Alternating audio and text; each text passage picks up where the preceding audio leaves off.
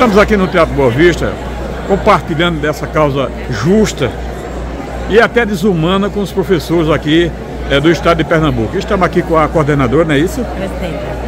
Presidente do Sintep. Presidente do Sintep, é uma honra. Presidente, como é que está o movimento aí? Sempre realmente entra governo, sai governo, mas sempre vocês ficam assim um pouco a desejar sobre os direitos que vocês têm. Fala um pouco para todos os internatos do blog do zefrida.com.br que veio para aqui para fazer essa reportagem e dar apoio a vocês, porque é um apoio justo e merecido. A educação e a valorização profissional sempre são temas das campanhas eleitorais dos governantes. Mas no momento em que eles assumem, esse discurso não é posto em prática. Então nós estamos em um diálogo com a governadora, fevereiro, março, abril, maio, né? A gente tem sido muito paciente nesse sentido, embora a gente não esteja de braços cruzados, estivemos em luta esses 4 meses, quase que diariamente. Então, para a gente que é trabalhador em educação e é professor, é uma situação muito difícil, porque é nos imposto uma desvalorização que a nossa categoria não merece, né? Nós somos responsáveis pela qualidade da escola pública de Pernambuco, somos nós que elevamos os indicadores que são tão alardeados pelos governantes. No entanto, não nos é dado a contrapartida, que é a valorização profissional. O que nós queremos é 14,95, nem toda a carreira. Ninguém pode ficar de fora. Não adianta dar para uns e não dar para outros. Isso divide, isso exclui, isso não valoriza a nossa categoria de forma universal. Queremos uma pauta que seja para ativos, aposentados, professores, analistas e administrativos. Bem, a gente vê na época da campanha um discurso muito bonito, né? Umas oratórias muito bonitas, que eu acho que até essas oratórias são aprendidas aí, você deve fazer algum curso. Raquel Lira, realmente, a governadora Raquel Lira, com todo respeito, na época da campanha, nos horários eleitorais, ela falou muito bem, com muita firmeza, só que não só ela, mas os que antecederam ela, a gente vê que eles dizem uma coisa no horário político, mas quando ganha, que senta na cadeira, lá no Campo das Princesas, aí há um negócio que parece que muda, muda a mentalidade deles, ou delas, que sejam governadores, os deputados também estão incluídos nessa parte aí, e aí não dão os direitos que realmente aliás, que está na Constituição, e nós não sabemos o porquê. Essa questão a gente precisa muito do apoio da sociedade, nós precisamos que as mães, os pais, os responsáveis, os estudantes estejam conosco nessa luta para desmascarar esses discursos, né, que são usados em campanha e no período que está no governo, esquece, faz de conta que não disse, né? Então isso é uma coisa que a gente precisa desmascarar, revelar a verdadeira face daqueles que se usam da educação na época eleitoral, mas não cumprem as promessas. Quem votou em Raquel Lira não passou um cheque em branco, deu um voto de confiança, então é o momento, né, do voto de confiança que a população de Pernambuco deu nela ser retribuído. E esse voto de confiança que precisa ser retribuído é piso, é carreira, é merenda nas escolas que não está boa. Temos recebido muitas denúncias de que a merenda está de péssima qualidade, não chega com quantidade suficiente. Então é preciso que a população de Pernambuco entenda que é o momento de desmascarar discursos eleitorais que não são cumpridos no momento em que assume. A educação tem recurso, ela mesma disse, a governadora disse feliz no encontro dos secretários municipais de educação. Tem recurso para a educação, com uma felicidade no rosto. Então, a gente quer que a governadora compartilhe essa felicidade e divida o dinheiro com os professores e os trabalhadores e trabalhadoras em educação. Veja bem, essa causa que vocês estão lutando, está tudo na Constituição. Não é isso? A Constituição Federal, vocês estão acobertados pela Constituição Federal, não é isso? Exatamente. É tanto que a própria prefeitura já pagaram. E Raquel Lira, como a senhora terminou de dizer, tem um dinheiro. Mas por que ela não quer pagar? Já que ela é governadora, teve um cargo assumido na Polícia Federal, e eu acredito que ela estudou. E por que há essa tão desvalorização de uma classe tão sofredora, de uma classe que vive praticamente humilhada, com sala de aula superlotado, não tem merenda escolar, não tem lápis, não tem camisa, não tem nada. E o que eles fazem com esse imposto? Que tantos impostos é pago, não só agora na gestão de Raquel, como também a anterior de Paulo Câmara, e vem assim sucessivamente a educação deixada de lado. E a gente sabe que sem a educação, pai nenhum vai para frente. Como? Exatamente, os próprios técnicos dela já afirmaram que tem um aumento do Fundeb este ano de 2023 em torno de 13%. Mas não existe só essa fonte de financiamento. Ela pode usar os 40% dos precatórios do ano passado, os 40% dos precatórios desse ano. É decisão política. Se a governadora quiser valorizar a categoria, quiser valorizar os professores, quiser valorizar os trabalhadores em educação, tem várias fontes de financiamento que podem ser utilizadas. Só falta o querer. E assinar. Nós agradecemos, compartilhamos com você, porque isso é uma causa justa, e esperamos a sensibilidade de Raquel, e se lembre da época do compromisso, da época eleitoreira, da época do compromisso, que ela realmente prometeu, mas até agora estamos esperando, né? Esperamos, governadora Raquel Lira, que você cumpra, se sensibilize com a classe se reconhece que é a classe sofredora, é a classe que luta pelo bem-estar social, pela educação, mas se é preciso, governadora, estar fazendo esse movimento até chegar à greve, para que você possa dar esse direito, já que tem o dinheiro. Que é isso? Que injustiça grande é essa? É triste se votar numa governadora esperando o melhor, e aí a gente vê nos 100 dias de governo tem uma situação dessa. Mais de 100 dias de governo não é uma situação dessa. Mas vamos torcer aí para que realmente ela caia na mente dela a sensibilidade de valorizar os professores. Vamos à luta. Ok. Obrigado. Obrigado.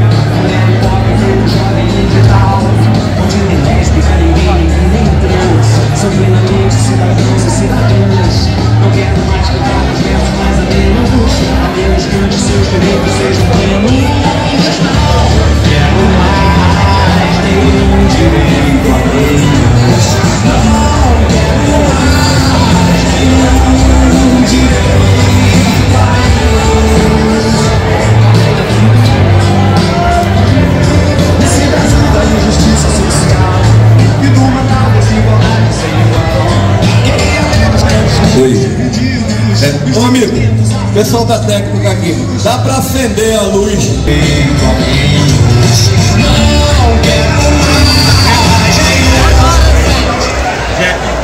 Bom dia, companheiros e companheiras.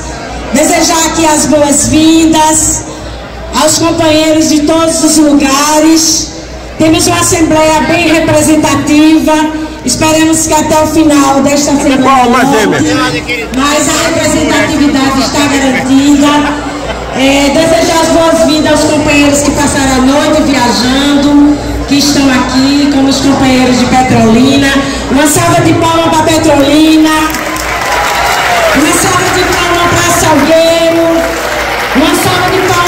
Arco Verde, uma salva de palmas para Araripina, uma salva de palmas para a Floresta, uma salva de palmas para Caruaru, para Garanhões, para Mata Sul, Litoral Sul, Mata Norte, Mata Centro, Vale do Capibaribe. Faltou alguma região?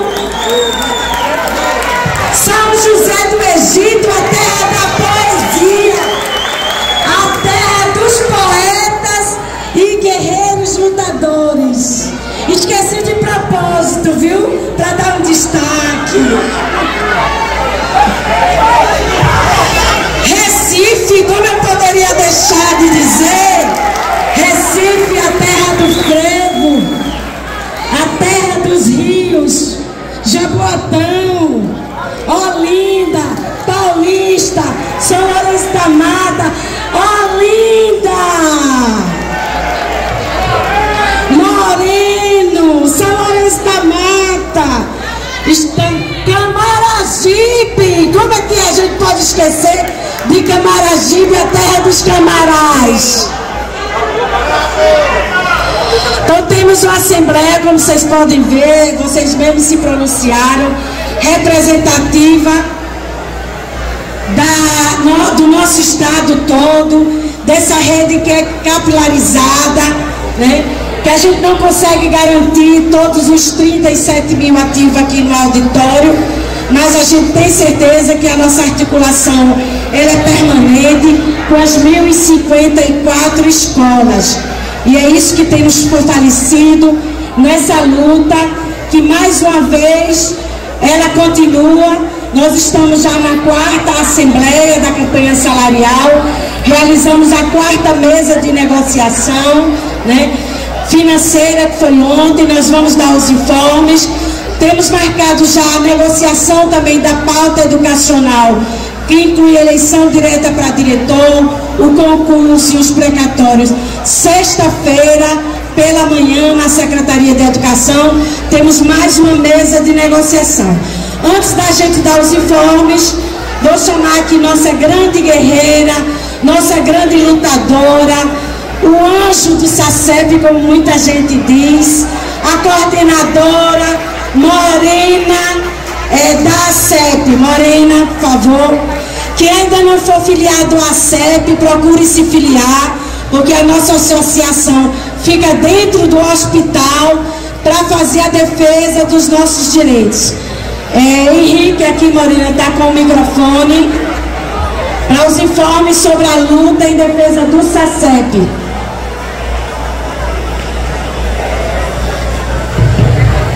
Bom dia, companheiras e companheiros. Todo mundo ouvindo? Ótimo.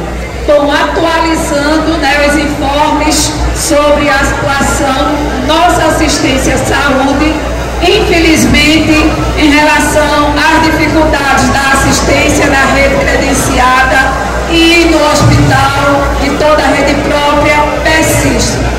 Porém, as discussões com o governo têm avançado, mesmo que lentamente. As reuniões do GT, do Grupo de Trabalho, que está tratando da reestruturação do SACEP, continuam com a segunda reunião, com nossa participação amanhã pela manhã. Porém, tivemos uma reunião decorrente da primeira reunião do GT, sexta-feira passada, para tratarmos da situação específica do APSI, a questão administrativa e também a questão financeira, que o hospital não tem autonomia financeira, mas tem custos, tem gastos, e o IRH, que é a estrutura administrativa do SACEP, a estrutura geral, é quem financia, é quem resolve, e isso está deixando bastante a desejar. Muitas licitações encalhadas, muita dificuldade em termos de abastecimento do hospital, de medicamento, de material.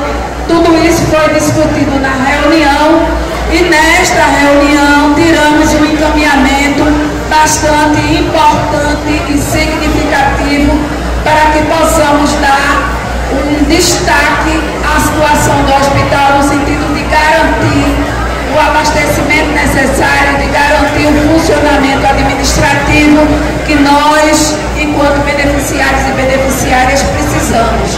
Então saiu desta reunião uma reunião mensal com a secretária de administração e o conselho deliberativo do SACEP para que possamos tratar das questões da rede própria. E aí, não só o hospital será discutido nessa reunião mensal, mas também as agências do interior. É importante o pessoal do interior ficar atento, acompanhar de perto o que está acontecendo nas agências, para que a gente possa ter informação em tempo real das dificuldades e das possibilidades de mudança, alteração, para garantir realmente o atendimento que nós estamos precisando. Então isso deverá estar acontecendo ainda esse mês, acreditamos, e que vamos a partir daí ter uma ação mais efetiva no sentido de garantir o funcionamento adequado e necessário para toda a rede própria, para que nós possamos ter menos dificuldade no interior, né, que as pessoas do interior, os beneficiários e beneficiárias, não precisem tudo que for necessário vir para Recife, que em muitas regionais acontece isso, até uma simples consulta tem que se vir para cá, cirurgia, exames. Então é necessário que todo mundo acompanhe de perto o que vai acontecer, que deverá acontecer a partir do próximo mês no interior. E também, claro, aqui no Hospital dos Servidores, tanto nos ambulatórios também, saúde bucal, saúde mental. Então tudo isso, companheiros e companheiras, são lutas que a gente precisa pressionar para que se efetive realmente. São lutas constantes e permanentes. Tanto a rede própria quanto a rede credenciada precisam funcionar de forma a dar resposta às nossas demandas. Precisamos também saber ainda quais são aqueles prestadores credenciados que estão sem atender. Temos várias informações e vários estão sem atendimento ainda, mas o IRH, no momento que é demandado em relação a essas questões, dizem que não, que a informação que estão recebendo é que está tudo funcionando normalmente. E a gente sabe que não está. Então vamos continuar informando, vamos continuar denunciando a CEP, ao CITEP, as regionais, para que a gente tenha as informações verdadeiras, reais, e quem tem somos nós, não são os gestores do SACEP, infelizmente. Eles sabem depois que nós informamos. Então é importante a gente continuar informando, é importante a gente continuar denunciando tudo que está acontecendo ainda no cotidiano do SACEP. Infelizmente, continuamos na dificuldade grande, enorme em relação à assistência. Então são essas informações gerais para que vocês acompanhem conosco e na reunião de amanhã do nosso grupo de trabalho levaremos as questões referentes às situações da rede credenciada, aqueles que ainda não estão atendendo por falta de pagamento. É importante que ainda hoje, quem tiver essas informações, que nos repasse, porque amanhã levaremos essas informações para o grupo de trabalho.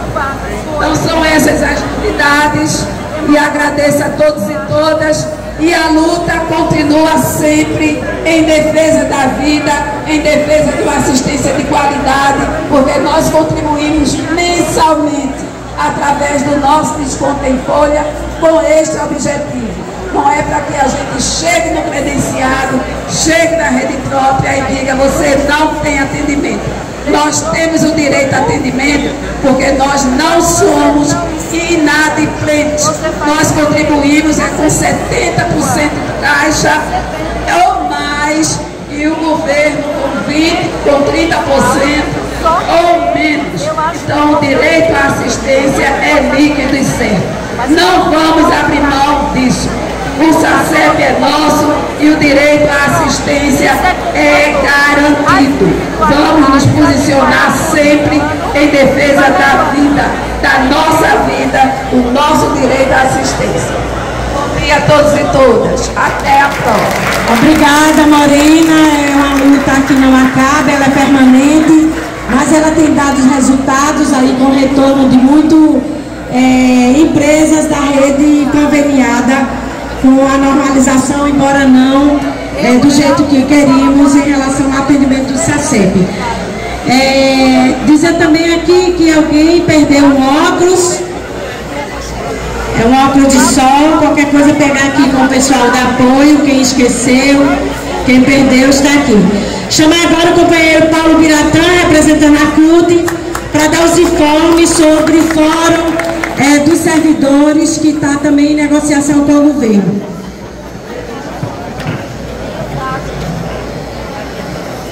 Bom dia, pessoal. O fio aqui, como é que funciona? A gente, primeiro eu queria dizer em nome do companheiro Paulo Rocha, presidente da CUT, nosso companheiro do Sinteco, que ele pediu para avisar que nesse momento ele se encontra em reunião com todos os presidentes da CUT Nordeste, Ivete. Então ele manda um abraço ao Sintep, a toda a categoria, e lamentavelmente dessa vez ele não pode estar com a gente, porque está com uma atividade de reunião com todos os membros e presidentes da CUT Nordeste, do Centro de Formação e Lazer, do Sindesprev. O Fórum dos Servidores teve uma reunião com o governo. É importante vocês prestarem atenção a esse detalhe, viu? O Fórum dos Servidores teve reunião com o governo e o governo estabeleceu, em primeiro lugar, uma pauta de negociação que tem sindicato do serviço público, que o governo estava propondo iniciar a negociação em setembro desse ano. Setembro e outubro. Então o Fórum já teve uma luta grande para tentar trazer essas negociações mais para perto, mais para cá, no primeiro semestre. E a outra questão é que o governo insistiu de que não vai fazer nenhuma proposta, né, antes de efetivar as informações financeiras relativas ao primeiro quadrimestre, janeiro, fevereiro, março e abril. Então, eles disseram que agora em maio, eles estão nas primeiros 15 dias de maio, precificando as informações, atualizando o que entrou de verba, dinheiro do Fundeb e tudo mais, e que a partir daí iria apresentar propostas. Então nós do Fórum, a coordenação do Fórum, apresentamos a necessidade de ainda em maio essa reunião acontecer para apresentar esses números. Então a gente imagina que até o dia 25 desse mês nós teremos essa reunião onde os números que eles chamam de primeiro quadrimestre estarão efetivados para que o governo possa, aí sim, segundo o governo, né, a Corregedoria, a Controladoria, a Secretaria de Fazenda, a Administração, fazer a apresentação de qualquer proposta de cunho financeiro. Então é importante que a gente se atenha a esse número, a esses dados. O Sintep tem uma relação diferente, especificamente em questão do piso dos professores, que a nossa luta sempre foi e sempre será janeiro. Os governos é que não querem cumprir, mas do ponto de vista da pauta que eles estão estabelecendo, é que só após o primeiro quadrimestre, isso a gente só vai ter, né, agora nesses próximos 5 dias, que eles vão estar apresentando e marcando a reunião com o Fórum, Beto. Essa é a informação mais recente do Fórum dos Servidores, e o Fórum está se reunindo para tirar um calendário de lutas e de atividades para que as categorias possam garantir suas negociações, antecipar suas pautas, para que não vá para outubro, novembro e dezembro negociações como o governo, de um certo modo, apresentou no seu calendário, que isso é injustificável e a gente não vai aceitar enquanto Fórum de Servidores, enquanto Central dos Trabalhadores. Então essa é o atual momento do ponto de vista das informações do Fórum. O governo só vai se posicionar após apresentar ao Fórum esses números do primeiro quadrimestre. Ok, Zé?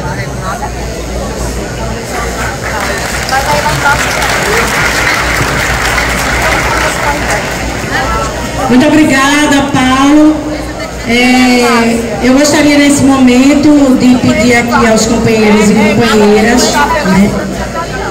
A gente ainda está sobre um sentimento muito grande de pesar, e aí gostaríamos de pedir um minuto de silêncio em memória da companheira Celina, que já foi na direção do CITEB, era do nosso Conselho Fiscal e faleceu recentemente, né? E a gente ainda está se recuperando dessa grande perda, que era uma grande lutadora do nosso sindicato. Então gostaria de pedir nesse momento um minuto de silêncio à companheira.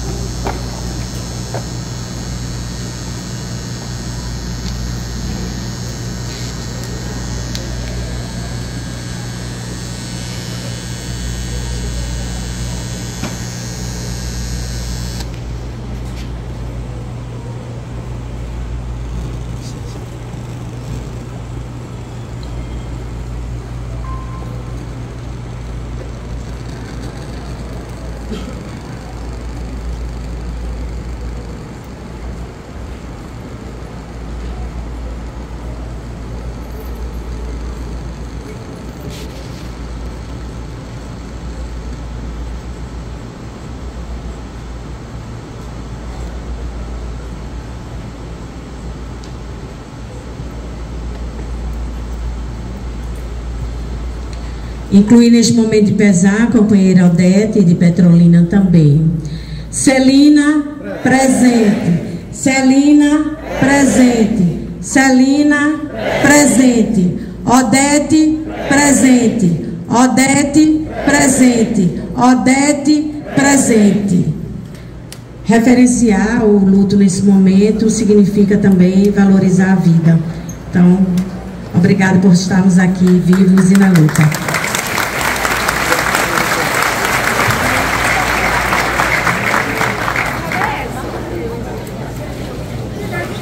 Vamos para a questão dos informes. Como eu falei no início, nós tivemos a quarta rodada de negociação, né, financeira. São muitos papéis, eu espero aqui que a gente não se perca aqui neles, mergulhados nesses dados.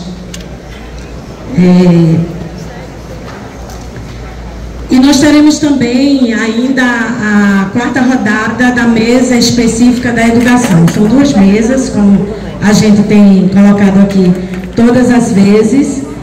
E uma é da política educacional, que a gente trata da abertura das escolas à noite, do vínculo regular, ele poder atuar e lecionar nas escolas do programa integral. E nós tratamos da eleição direta para diretores de escola, tratamos da questão também da merenda escolar, tratamos da questão do concurso público e tratamos da questão também do precatório do Fundef. Essa é a mesa da política educacional, que nós vamos ter uma sexta-feira pela manhã, né? Já ressaltando do acordo que nós tivemos de negociação, está mantido o cronograma de convocação agora para maio, com posse em junho e o início de exercício para julho, após o recesso. Confirmados 3.900, eles ficaram na última negociação de avaliar também a convocação, ser também para os analistas e para os servidores administrativos. Sexta-feira nós vamos solicitar o retorno dessa resposta que eles ficaram de dar sexta-feira, da convocação para todos e todos os cargos. Também a questão do cadastro de reserva está na pauta, nós colocamos o chamamento do cadastro de reserva. Eles disseram que estão fazendo esse levantamento, esse recadastramento, para saber exatamente o número de vagas que é necessário para além das 3.900, onde é que vai ser necessário. Então, na sexta-feira, nós vamos ter mais informações sobre isso.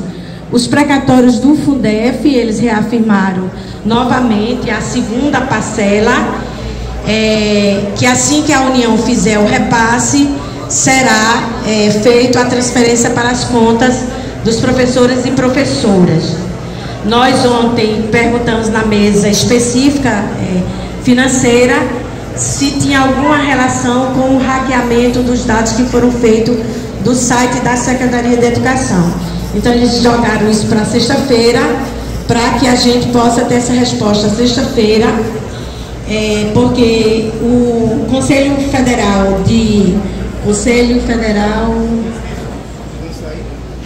lembra aí, Ronildo, Conselho de Justiça Federal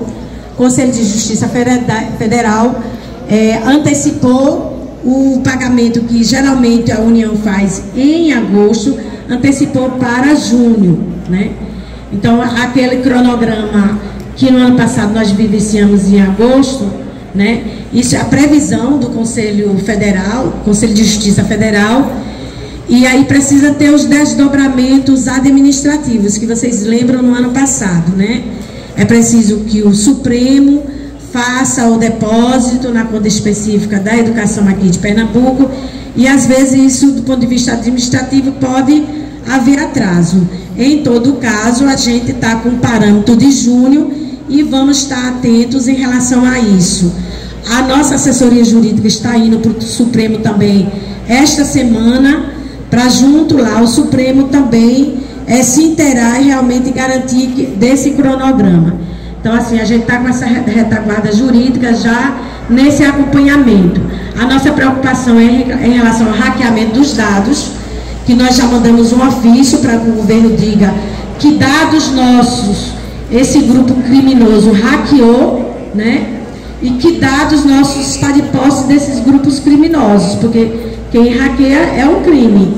Então, nós já enviamos o ofício para a Secretaria de Educação, estamos dando um certo tempo para eles responderem administrativamente, já alertamos ao governo que se até sexta-feira eles não responderem o ofício, nós vamos estar entrando com uma ação, denúncia no Ministério Público, para que o Ministério apure realmente quais são os dados nossos que não estão lá de posse do governo, que estão na posse desses grupos que hackearam o site da Secretaria de Educação.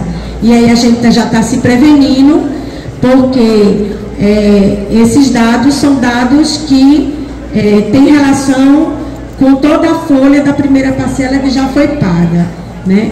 A folha da primeira parcela, para quem não foi pago, que é herdeiro, que é o pessoal que é contrato temporário, que não tem mais vínculo, pessoal que tem vínculo ainda, que entrou com contestação de tempo e de valor, que deu entrada em documentação de escola, que deu entrada em alvará, isso está tudo suspenso por conta desse hackeamento. Então a gente precisa saber realmente qual é o desdobramento desse roubo que fizeram dos nossos dados lá no site da Secretaria de Educação. Então, na sexta-feira a gente pode ter notícias sobre isso, mas de qualquer jeito a nossa assessoria jurídica já preparou uma ação, denúncia, para a gente dar entrada no Ministério Público em relação a esses dados. Pela Lei Geral de Proteção de Dados, o governo do Estado é responsável pelos nossos dados, né?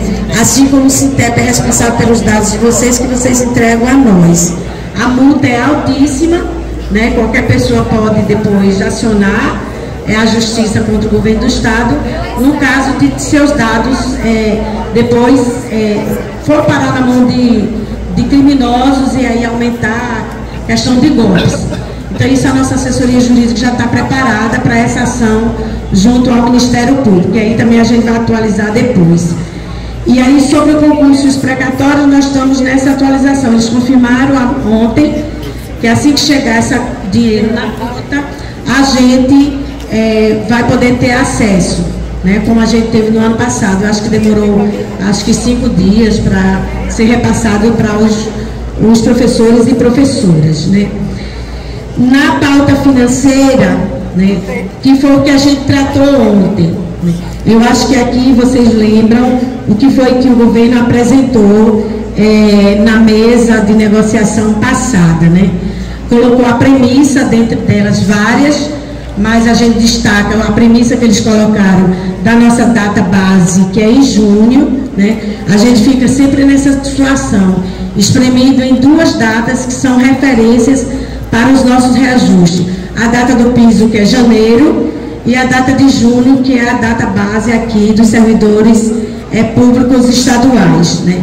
Então, recuperar essa premissa, porque eles colocaram novamente essa questão, e a proposta anterior, eu acho que vocês estão lembrados, era pagar o piso do magistério. Quando a gente fala o piso, a gente está falando do inicial da carreira. É uma narrativa que se consolidou de que piso é todo mundo. Piso é o inicial da carreira, o que ganha abaixo de 4.420. É por isso que o discurso do Sintep é sempre piso e carreira. Valorização é piso e carreira, para a gente, na sociedade, construir essa narrativa que ainda não está muito claro para a sociedade. Quando o governo diz que vai pagar o piso, ele está afirmando que é para abaixo de 4.420. Ele não está afirmando que é a carreira. E a sociedade pensa que ele está pagando para todo mundo. Então, isso a gente precisa bater muito forte assim nessa tecla, para reafirmar que o piso é referência para o reajuste da carreira, é referência, mas não é a mesma coisa. Piso não é a carreira, né? Por isso que a gente diz 14,95 para todos e todas, não só para professor, mas para os administrativos, que não está no piso, para os analistas também, que não está no piso, na lei do piso, né? A gente ainda tem essa dimensão maior, que enquanto a maioria dos sindicatos representam só professores, o nosso sindicato briga também, além dos professores, briga pelos analistas, pelos direitos dos administrativos. Então, quando a gente está falando carreira, a gente está falando de todos esses cargos que compõem a educação. Então, a proposta anterior era que o piso, o inicial de carreira, iria ser pago em outubro, na proposta dela, com um retroativo, que a lei tem que ser cumprida, pago nos meses de outubro, novembro e dezembro, né? E para a carreira, ela colocou a proposta da gente fazer o debate em agosto, né? Depois do recesso. Lembram que essa foi a proposta que eu expliquei aqui? Nessa proposta do piso inicial de carreira, haveria uma contemplação de 25.126 professores. Seria professor efetivo 6.281, uma parte disso é o pessoal que tem ensino médio, o antigo magistério, né, que está naquela faixa inicial, que uma parte dessa está ainda ativo, mas uma grande parte já está aposentado. Acho que a gente tem em torno de 2.000 desses 6.000 aposentados, né? Então, nesse caso, quando se fala em piso, é apenas esses aposentados que têm magistério, não são os outros aposentados. Então, seria 25.000 e 18.859 contratos temporários. Nós temos hoje, o número de contratos temporários passa o número de ativos efetivos, viu? A gente está numa situação assim que é alarmante, perigosíssima, inclusive para as nossas aposentadorias, porque hoje nós contamos com 18.320 e pouco, eu acho, eu estou aqui com os números, de professores efetivos ativos, né? É mais ou menos uma diferença de 500 professores a mais de contratos temporários.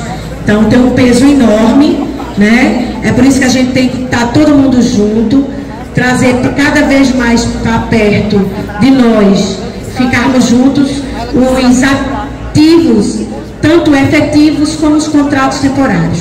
Não dá para pensar em luta apenas com uma parte desse segmento.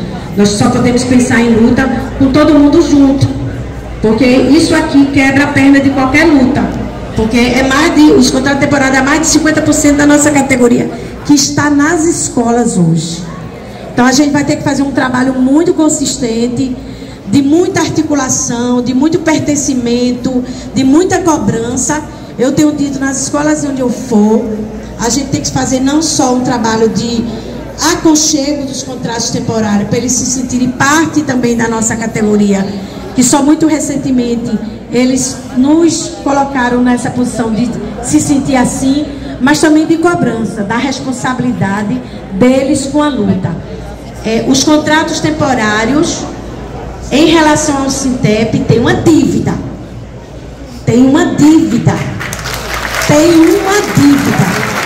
Até 2 anos atrás, os nossos contratos temporários ganhavam menos de R$2.000.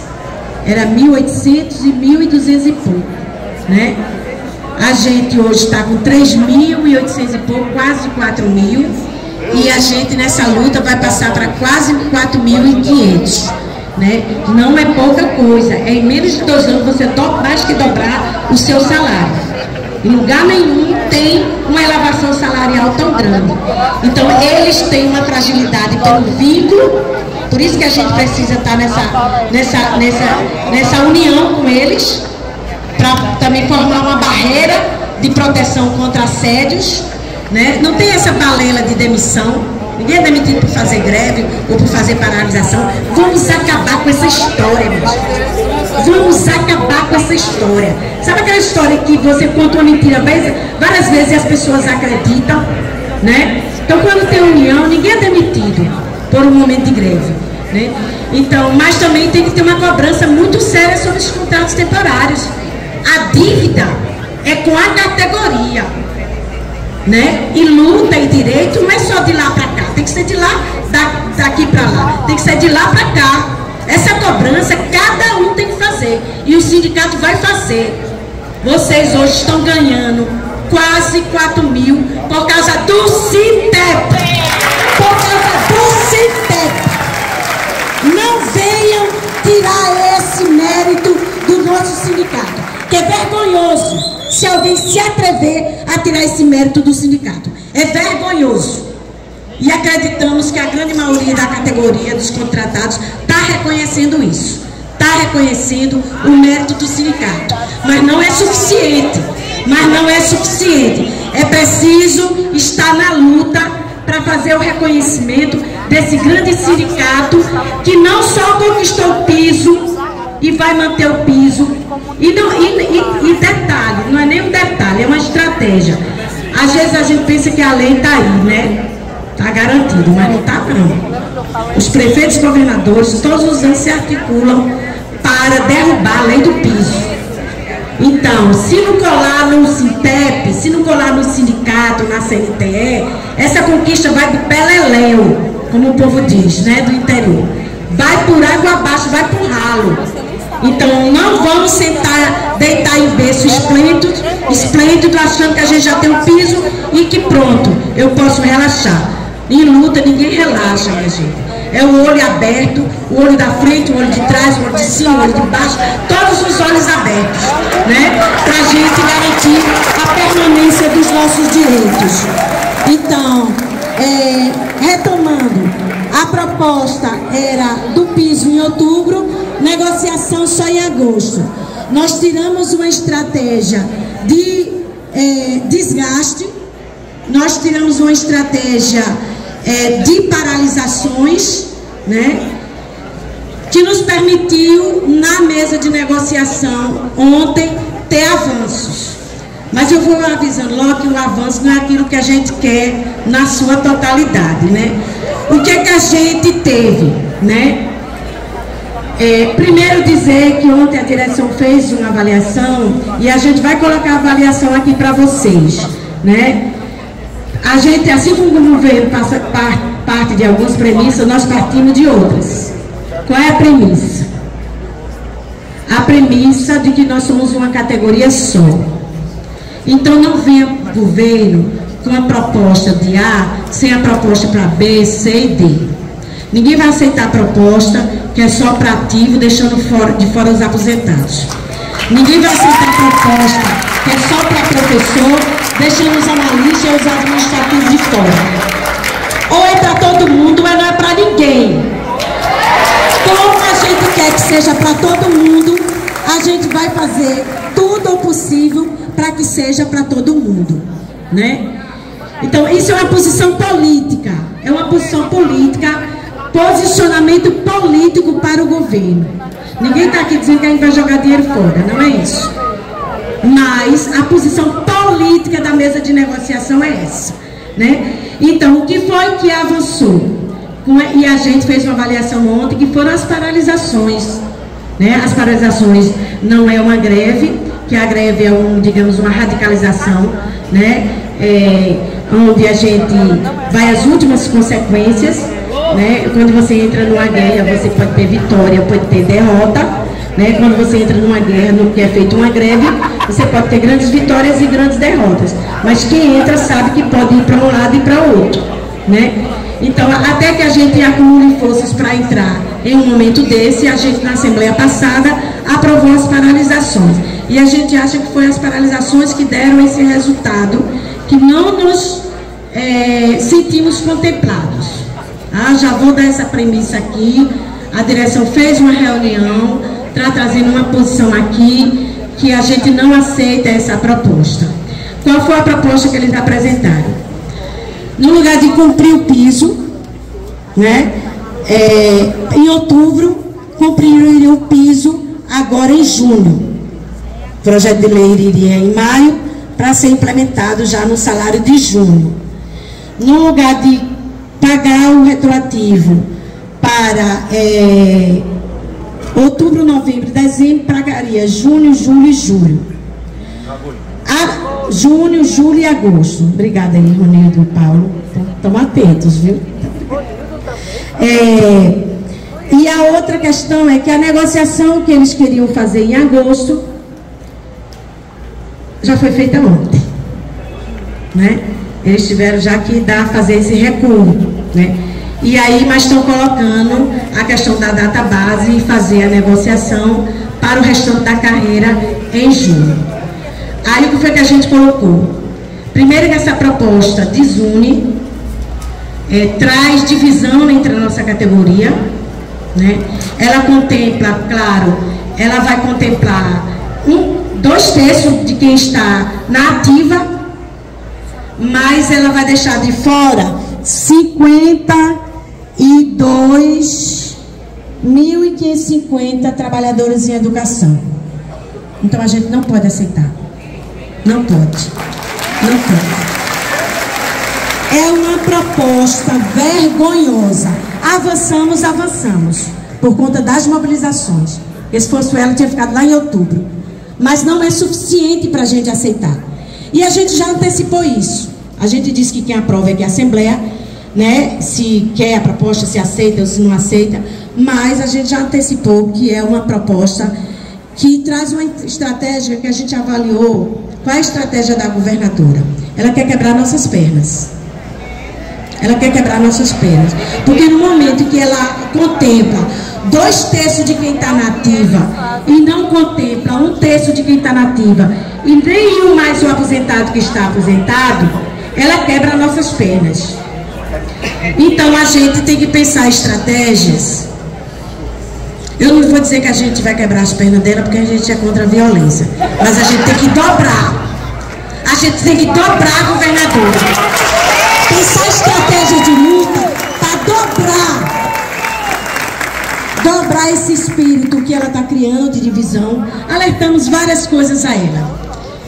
Se ela não fizer uma boa negociação com essa categoria, ela vai ter 1.050 escolas, ela vai ter, na ativa nós somos 37.000, nós somos quase 36.000 aposentados, Nós somos 500 mil de estudantes.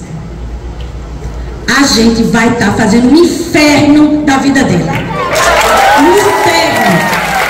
Então, assim, a gente já disse. O recado todos já foram dados, né? Do que relação é que ela quer estabelecer com a nossa categoria, né? Qual a relação que ela quer estabelecer com essa categoria que é responsável pela vitrine no Brasil da melhor escola do Brasil, né? Qual é a relação que ela quer estabelecer com esses profissionais que estão lá enfrentando tiro, metralhadora, assédio, todo tipo de violências? Então, assim, o recado já foi dado, mas a gente tem que fazer mais, né? Então, eu vou ler o documento que eles enviaram para ficar mais claro, é um compromisso sempre nosso. Eles não fecharam o canal de negociação. Também não disseram que para a carreira vai ser zero. Não disseram, não afirmaram, né? Então, o que é que eles colocaram aqui? Detalhamento da nova proposta do governo.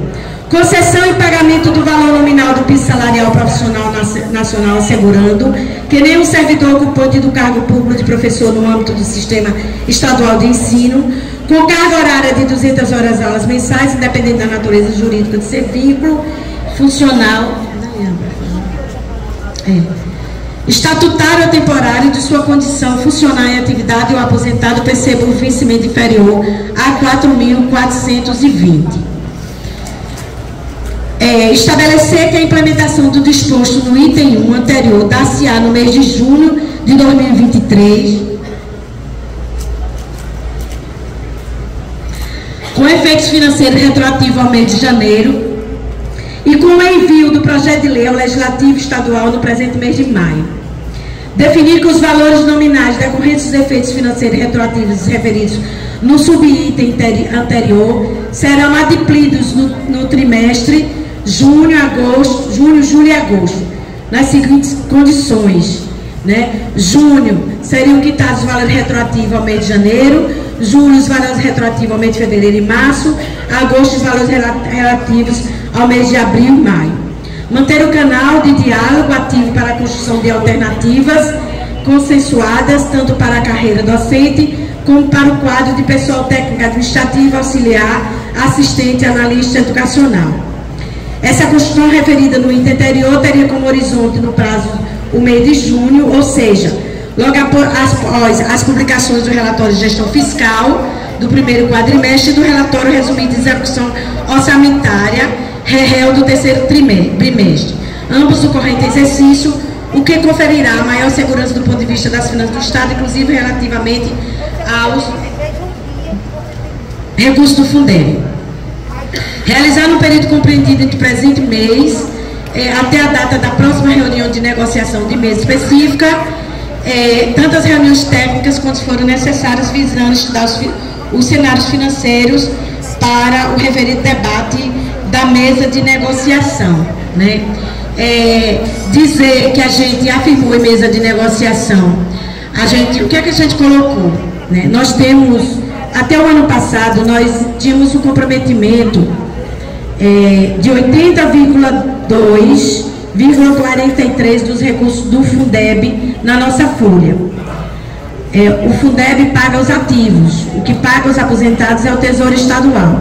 Esses dados aqui de comprometimento que eu estou falando é dos recursos do Fundeb, né? O Fundeb, vocês sabem que é o fundo que a gente chama de fundo solidário, onde prefeituras, Estado e União depositam. Depois esse dinheiro é redistribuído para as redes municipais, de acordo com o número de matrículas e o valor do custo aluno. Então nós passamos, depois de vários anos, a receber mais do que depositávamos. Foi por isso que nós tivemos Valoriza no ano de 2021 e 2022, porque nós passamos a receber mais do que depositávamos. Nos anos anteriores a gente depositava mais e recebia menos. Então o comprometimento previsto em lei é mínimo de 70%. Os governos estão autorizados a gastar com a folha de pagamento no mínimo 70%. Hoje o governo de Pernambuco, até o ano de 2022, o que o governo gastava com a folha de pagamento não era 70% do Fundeb, era 82,2%. 1,43. Por que eu estou chamando isso? Porque o governo pode utilizar até 100%, se for uma opção, uma decisão política, né? O mínimo é 70%. Se a gente tiver aplicar em toda a carreira o nosso reajuste de 14,95 para todos os cargos, professores, analistas, administrativos, o comprometimento do Fundeb vai estar na ordem de 93,66%, fazendo a leitura de que o Fundeb de 2023 tem um aumento de 13%, que eles não estão querendo considerar isso na mesa. Por mais que os dados estejam ali, inclusive dos próprios técnicos deles, eles estão com uma resistência muito grande de considerar o aumento dos 13% do Fundeb. E aí são muitos argumentos, muitos dados, muitas conversas, de que é necessário que o governo considere esse aumento que a gente vai ter, porque o aumento ele não vem por mês. A gente, quando faz uma leitura, a gente faz global do ano inteiro. Quando a gente está falando 13%, é quando você faz a estimativa do ano inteiro, né? Não é uma certeza absoluta, não é, mas é projeção financeira, e projeção financeira é uma questão racional, não é uma bola mágica, né? Não é uma bola, né, de cristal que a gente faz adivinhação. São dados, né, de perspectivas, inclusive com dados econômicos. Então a gente tem a certeza disso, que pode ser até mais, né? Como foi no ano passado, nós fizemos uma previsão, aí a arrecadação aumentou. Toda vez que a arrecadação aumenta, o Fundeb aumenta. Por quê? Porque a maior parte do recurso do Fundeb é do imposto do ICMS. Então, quanto mais o governo do estado aumenta, arrecada, mais crescem os recursos do Fundeb, que ele deposita lá na conta conjunta. Portanto, mais possibilidade de vir mais recursos. Então, nesse sentido, a previsão por baixo é ruim, porque impede um reajuste nosso. A gente tem que colocar para eles que a perspectiva, a previsão deles tem que ser mais realista, tem que ser mais realista, né? Então, é um fato, né, que a gente tem 13% já de aumento do Fundeb esse ano. Então, pode utilizar os 13% do Fundeb, mas nós colocamos também lá em mesa de negociação que a gente pode colocar também os recursos que nós temos dos precatórios do Fundef, né? Nós temos 600 milhões dos 40% do ano passado, da primeira parcela. Esse ano o Estado vai receber 1,3 bi, né? 1,3 bilhões. Esse ano, a segunda parcela, 60% é para os professores, 40%, segundo ali meu colega aí, da vice-presidente, que é de matemática, né? Ele disse que são 520 milhões, que tem dos precatórios, que milhões. Eu disse bilhões, foi? É à vontade. 520 milhões, né? Então ela tem mais de 1 bi que ela pode utilizar para manutenção e desenvolvimento de escola, para construir escola, para fazer formação, para fazer quadra, para fazer projetos políticos, pedagógicos. Tem mais de 1 bi. E esse recurso não é o único que tem, né? E ela pode usar também uma parte disso para juntar para o nosso reajuste. Nada impede que isso venha também uma praxe para o nosso reajuste. Então, assim, a mesa de negociação, ela tem sido muito competente em colocar esses dados para o governo, mas dados não são suficientes, é preciso ter a vontade política. E é isso que está faltando na governadora, né? Não é só medo, não, de quem está iniciando, não. Não. É falta de vontade política mesmo. E por isso que eu estou dizendo, a gente tem que dobrar essa falta de vontade política, sabe? Todo governo que inicia, ele bota marcha ré, né? Isso a gente já sabe, a gente já tem 30 anos, 20 anos de estrada aqui na rede estadual. Então eles botam a marcha ré para liberar lá perto das eleições. Isso é histórico, né? Mas a gente não pode também se dobrar, a gente não pode também priorizar a educação, porque não priorizar a valorização profissional é não priorizar a educação. O Sintep vai deixar nas escolas para a gente distribuir para os estudantes, para os pais e as mães, o tanto de material que for necessário para a gente fazer uma intensa mobilização com a comunidade escolar, com os nossos estudantes, sobre quem é Raquel Lira nesse momento. Nesse momento, quando a gente faz qualquer greve, a gente não dá prejuízo ao governo. O prejuízo que o governo tem é o político. Então, qual é a estratégia que vai trazer prejuízo político para o governo? Porque guerra é isso. Não é guerra de armas, mas é guerra por direitos. Nós estamos numa guerra para garantir a nossa valorização profissional. E nós vamos usar as armas mais racionais possíveis. Então vamos jogar sim 1 milhão de material de carta à comunidade para vocês trabalharem na aula de matemática, de português, na reunião de pais e mães. Não tenham vergonha. É o seu direito que você está defendendo. Muito bem. É seu dever de cidadania fazer isso. Está lá na LDB. Está lá na LDB você fazer isso. Uma formação crítica e cidadã é nossa responsabilidade e não podemos esconder o que Raquel Lira está fazendo com a educação. A outra questão é a gente ocupar as ruas. Mas ocupar mesmo. Pode ser com pneu queimado, pode ser com teatro, pode ser com botar livro na rua. Ocupar as ruas para promover um intenso desgaste no governo. A começar de hoje, sai todo mundo daqui para a rua. A começar de hoje, vamos para a rua aqui. Por isso que a gente vai propor poucas inscrições, no máximo 10 inscrições ou 8, para a gente ir para a rua. A outra coisa, vamos mudar a estratégia de paralisação. Já fizemos dia 11, dia 20, dia 26, dia 8 e dia 9. Está todo mundo preocupado com a reposição, está todo mundo preocupado com o calendário escolar. Essa preocupação a gente vai ter mais para frente, se ela não recuar. Então a gente vai fazer o seguinte, é a proposta da direção. Vamos iniciar o dia letivo na escola. Quando der metade do dia letivo, a gente para e vai para a rua.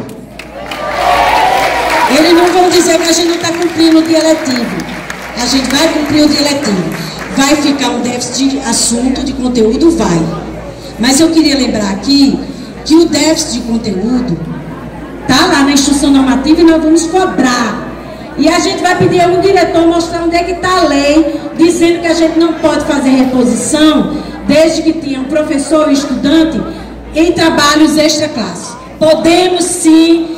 Pega a instrução normativa de 2022. Cadê o seu? Qual é o número da instrução normativa? Artigo 12. O seu está aqui? Barros. É a instrução normativa de 2022, no final do ano. A gente depois divulga, mas está lá no artigo 12. Efetivo trabalho escolar pode ser feito dentro da sala de aula, dentro da escola, fora da escola, em qualquer ambiente pedagógico, desde que tenha o estudante e o professor. E não diz a quantidade de professor, não. E nem diz a quantidade de estudante. Então a gente vamos usar as armas mais racionais que a gente tem, para a gente acumular as forças, para no dia que a gente precisar decretar greve, a gente ter utilizado todas as armas possíveis e ela não poder dizer, nem a comunidade escolar poder dizer, que a gente não deu opção para o governo. Estamos dando opções para o governo. Resta ela decidir se ela vai nos empurrar no futuro para uma greve ou não. É ela que vai decidir se ela vai nos empurrar.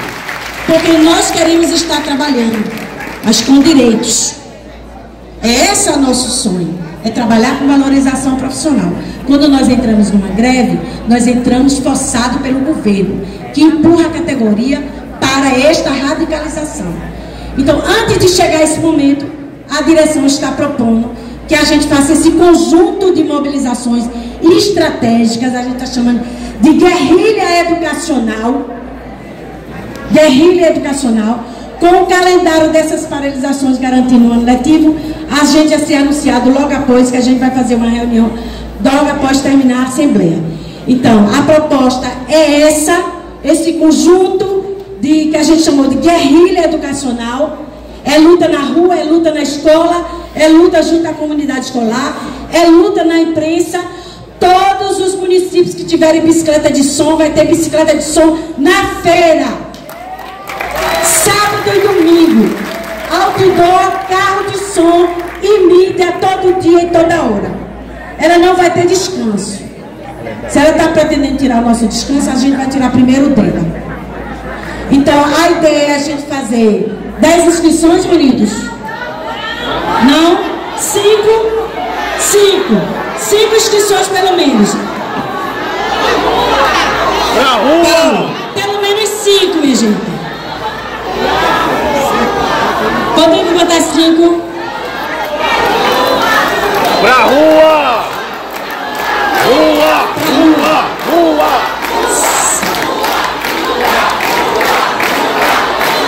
Paulo. Companheiros, vejam bem. Calma. É para fazer uma questão de ordem, não vou fazer fala não. Na verdade, a gente tem que aprender na vida o que a maioria quer. A maioria quer rua! E a questão de ordem é que a gente vá pra rua. Rua! Quem é a favor? Você é contra? Não, a favor. Eu queria que Tem alguém contra? A gente precisa dar oportunidade para o contraditório. Ele é que colocou a proposta da gente ir para a rua, porque todo mundo está querendo. Alguém defende que a gente faça inscrições e não vá para a rua? Mariano. Só um minutinho, pessoal. A proposta é, Mariano, se faz inscrições ou vai para a rua, tá? Você vai defender que faz inscrições, né? Vamos a questão de ordem logo, Genivaldo. Então deixa ele falar logo, deixa ele defender logo a não ir. Certo, aqui. Mariano, primeiro ele. Questão de ordem. Companheiro, não, eu não estou aqui. Questão de ordem que precede. Eu não estou aqui entrando no mérito se vai pra rua ou não vai. Só que a direção, apresentou uma proposta de calendário para ir para Agamenon, para o Derby, na Rua do Sol. Precisa aprovar. Precisa ser aprovado. Aí, entendeu? Eu sei que o entendimento não tem dificuldade, mas assim, é só para cocada de coco da praia de Boa Viagem. Só para ficar certinho. Certo. Então vamos primeiro para a proposta apresentada pela direção, certo? Primeiro pela proposta apresentada pela direção. Tem alguém contrário à proposta apresentada pela direção? Aqui. Eu estou perguntando se tem alguém contrário, porque se não tiver, a gente já aprova. Mariano é contrário. Não, a gente está falando da proposta. Porque, Paulo, a gente vai primeiro colocar em votação a proposta da direção. Certo? A questão de ordem para votar primeiro, a questão do se vai ou não vai para a rua é... Ah, tá bom. Mariano, inscrição para você defender que tem a inscrição de fala e não vá para a rua. Certo? Aí, Mariano. Bom dia, companheiras e companheiros. Vamos garantir o contraditório, gente. É democracia. É oba-oba agora? É oba-oba? É assim que a gente vai avançar com o nosso direito? O momento é grave. Ontem, a governadora, a secretária, eu estava lá na mesa. Ela fez, sabe qual foi a primeira ação da secretária? Disse o seguinte: Ivete, apresente a proposta aí. Aí depois eu perguntei a Ivete: quem está com o cofre na mão é Ivete, é? Ela quer que o sindicato diga qual é a proposta. E vem com uma proposta de 0 para o conjunto da categoria, desrespeitando a lei do piso, desrespeitando a lei do plano de carreira. E esse plano, com essa proposta aí, vai para o espaço mais uma vez, como foi vai se ligando. Mariana, a proposta que é discutir se a gente vai ter inscrição ou vai pra rua. Então, seguinte, nós achamos que devemos ir pra rua. Lógico que a gente tem que ir pra rua. Só que não é oba-oba não, companheiros. Nós somos educadores. Nós passamos 50 minutos dentro de uma sala de aula querendo a paciência dos estudantes para que a gente leve o conteúdo para eles. E agora a gente não quer ter paciência de analisar a situação que nós temos que enfrentar. Isso aí não é condizente com o que nós vimos construindo como educadores, com o que nós precisamos estabelecer como educadores e que nós precisamos projetar. Tá? Então, em primeiro lugar, é preciso a gente fazer uma avaliação mínima para que a gente possa sair aqui fortalecido. E no oba-oba não vai nos ajudar. Vai ajudar a governadora com seu projeto de desvalorizar a nossa categoria. Obrigada, Mariana. Paulo Biratã. Olha, companheiros, eu acho que no conteúdo o companheiro Mariano está correto. Tá certo? A gente não pode fazer uma luta sem avaliar. Tá certo? Eu mesmo estou muito contente hoje com essa Assembleia. Muito. Porque quem estava ontem na frente da SAD tinham 42 pessoas. E as pessoas dessa categoria, para fazer o que a nossa presidente disse, que a gente tem que mostrar ao governo que tem força, é só se for todo mundo. Então eu não quero abrir mão, por isso que eu vou defender a proposta de rua, que eu estou percebendo aqui, não é porque eu acho que o debate não é importante, não.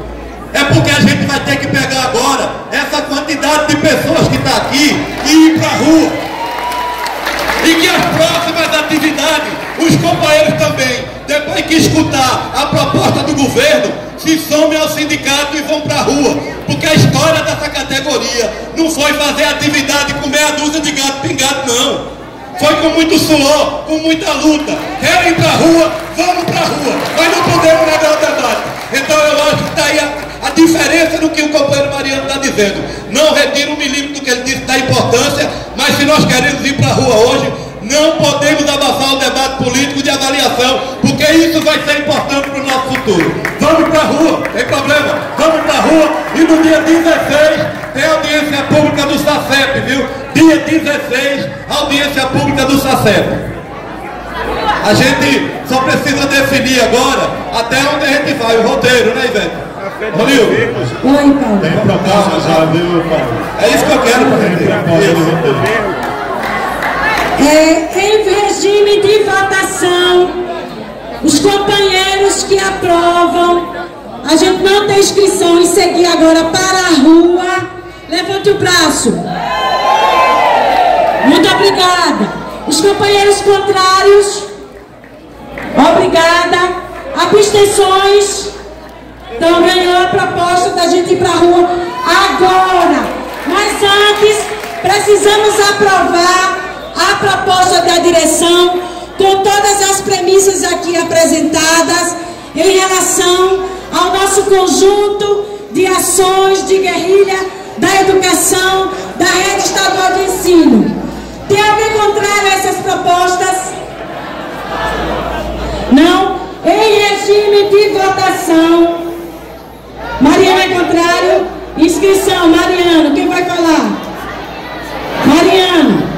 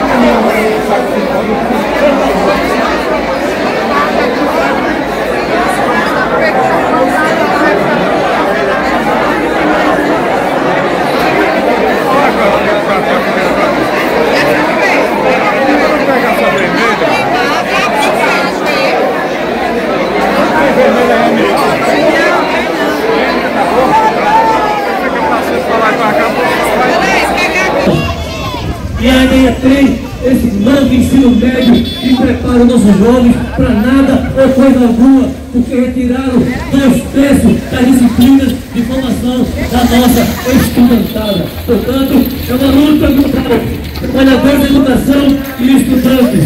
Um grande ato aqui no Recife, depois da Assembleia Decisiva da categoria, manifestar nossa indignação com o governo.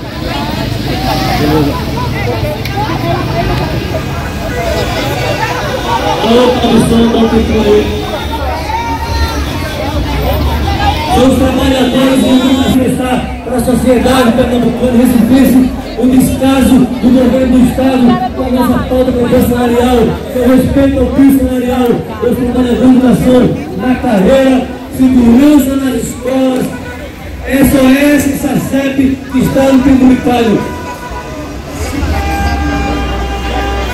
Aí, companheiro da direção, a presidência, companheiro Paulo Miratã, companheiro Nildo, companheiro Rivera, presidenta, já posso ver aqui no tal de som. Ok. Não, deixa eu segurar, calma. Eu verei assim não vai avançar, mas porque quando a gente travar ali, a gente vai travar do jeito que o carro não vai poder passar. É isso aí, companheiros e companheiras. Estamos.